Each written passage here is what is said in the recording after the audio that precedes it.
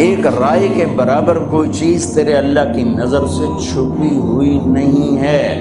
یہ کالا پہاڑ ہے، اوپر کالی رات ہے، اس کے اوپر ایک چیونٹی جا رہی ہے۔ تیرے رب کی جو نظر ہے وہ ایسی ہے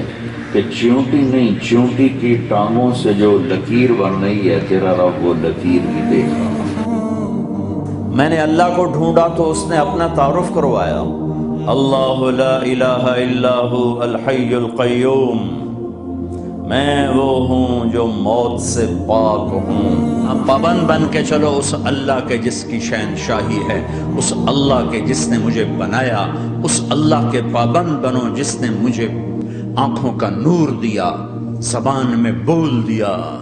جسم میں طاقت دی، عقل کو سمجھنے کے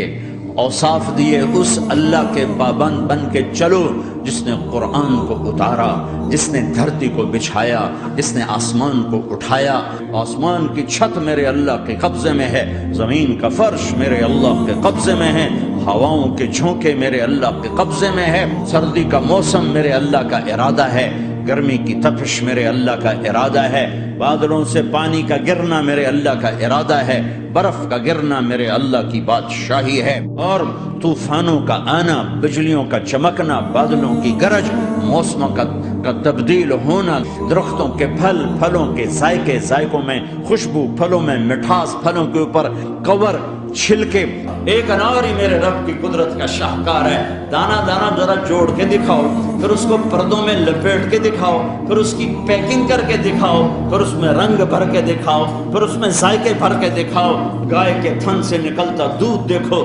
ہرن کے نافے میں مشک اور سانپ کے منہ میں زہر اور مکھی کے منہ میں شہد، آدم کی ساری نسل کا مالک، 2 پاؤں پہ چلنے والوں پر بادشاہ، 4 پاؤں پہ چلنے والوں کا مالک، پانی کی مخلوق، ہوا کی مخلوق، زمین کی مخلوق، رینگنے والے، اڑنے والے، تیرنے والے، جھپٹنے والے، دھاڑنے والے، پھاڑنے والے، ڈسنے والے، سب پر میرے اللہ کی شہنشاہی ہے۔ للہ ملک السماوات والارض وما فیہن، لہ ما فی السماوات وما فی الارض وما بینہما وما تحت الثری وان تجہر بالقول فانہ یعلم السر واخفی۔ وہ کون ہے؟ اللہ۔